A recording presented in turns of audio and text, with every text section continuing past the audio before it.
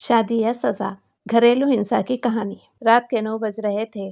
सास और नंद पूनम को देख रही थी और पूनम उनकी आंखों में देखकर डर से थर-थर काँप रही थी। उसकी सास चिल्लाकर बोली, तुम्हारी हिम्मत कैसे हुई मेरे ही घर में ऐसा कुछ करने की? 4 दिन भी नहीं हुए मेरे घर में आकर तुम्हें, और खुद को मालकिन समझने लगी क्या? आने तो मेरे बेटे को, तुम्हारे हाथ पैर तोड़ने के लिए नहीं कहा तो मेरा नाम भी अनीता नहीं। आज क्या हुआ क्या पता? सास जितनी निर्दय थी, उतना ही निर्दय अपने बेटे को भी कर दिया था। हर एक नई दुल्हन अपने पति के घर आने के लिए राह देखती है, पर पूनम वहाँ तो उसके पति की राह भी नहीं देखती थी, क्योंकि वह अपने पति से बहुत डरती थी। मन ही मन में दुआ कर रही थी कि उसका पति आज घर पर आए ही नहीं। पर जब तक उसका पति घर पर ना आए, तब तक उसे उसके सास खाना खाने नहीं देती। इतनी निर्दय उसकी सास ने रसोई घर को ताला लगा रखा था। ऐसा क्या हुआ था कि अनीता पूनम को ऐसे प्रकार का दुख दे रही थी? और पूनम के पति मतलब अजय का ऐसा क्या स्वभाव था कि नई दुल्हन होने पर भी अपने पति की राह नहीं देखती थी? पूनम की शादी अजय से 5 महीने पहले हुई थी। पूनम के माँ बाप नहीं थे। 12वीं की पढ़ाई पढ़ते ही उसके चाचा चाची ने उसकी शादी करवा दी। पूनम की जिम्मेदारी से अपने चाचा चाची मुक्त हो गए। उसकी चाची ने उसकी शादी के बाद उसे 4 दिन के लिए मायके में त्योहार मनाने के लिए बुलाया भी नहीं। उसकी शादी करके जिम्मेदारी से मुक्त हो गए बस। पूनम के ससुराल में उसकी सास अनीता, पति अजय और ननद मोनिका, जिसकी शादी पक्की करके सगाई कर दी थी। छोटा सा परिवार था। सुखी और शांतिपूर्ण गृहस्थी के सपने लेकर पूनम इस घर में आई थी। पर सपना तो सपना ही होता है। हर समय सपना सच होना कम मुमकिन होता है। उसका भी सुखी गृहस्थी का सपना तो सपना ही रह गया। उनकी उम्र 18 की पूर्ण हो गई थी और अजय 30 का था। दोनों के बीच 12 साल का अंतर था। सास अनीता ने पूनम के लिए 10 नियम बनाए थे।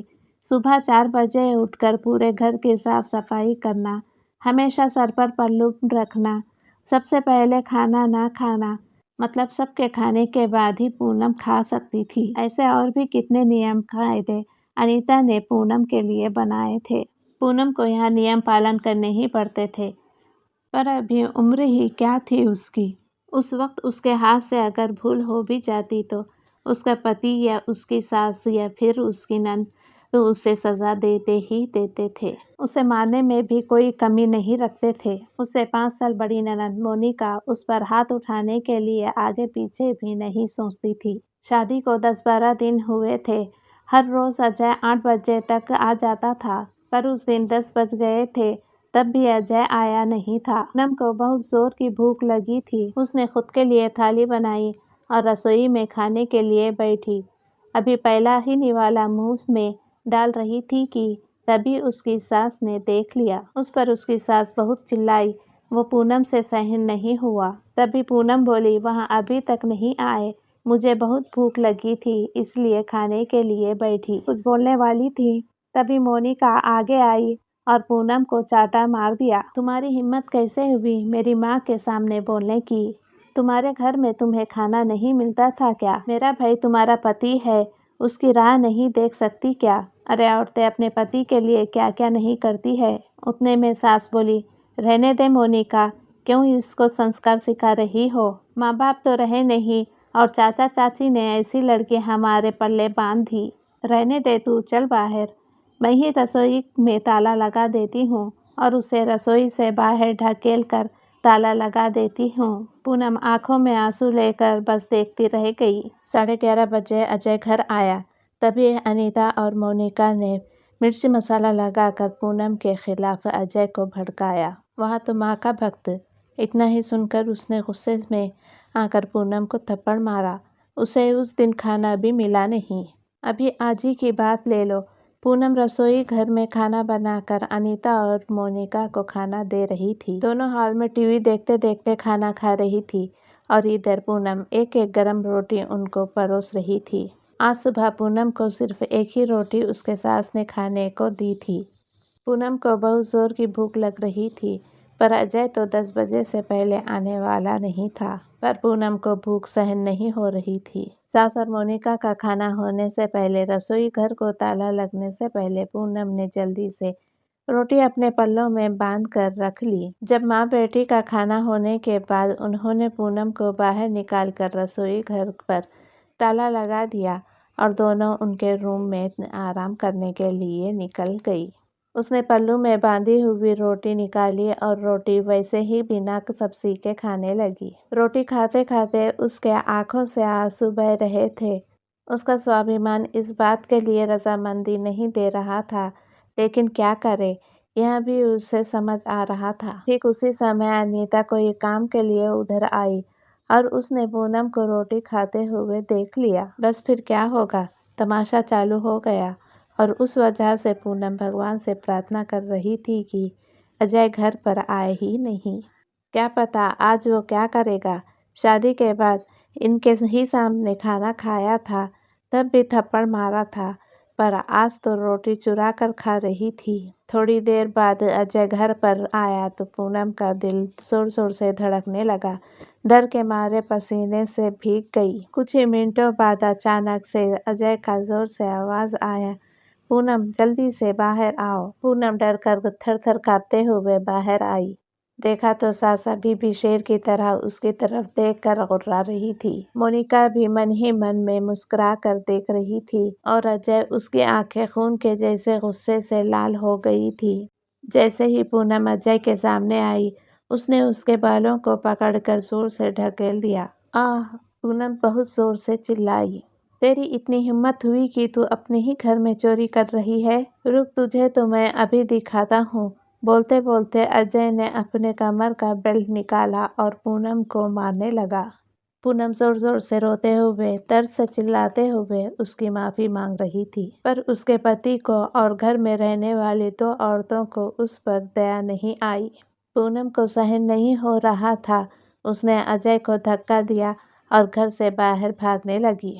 तभी अरे पकड़ो उसे, बाहर कहाँ चली? अनीता अजय को बोली। तभी अजय बोला, जाने दो माँ, भाग कर कहाँ जाएगी?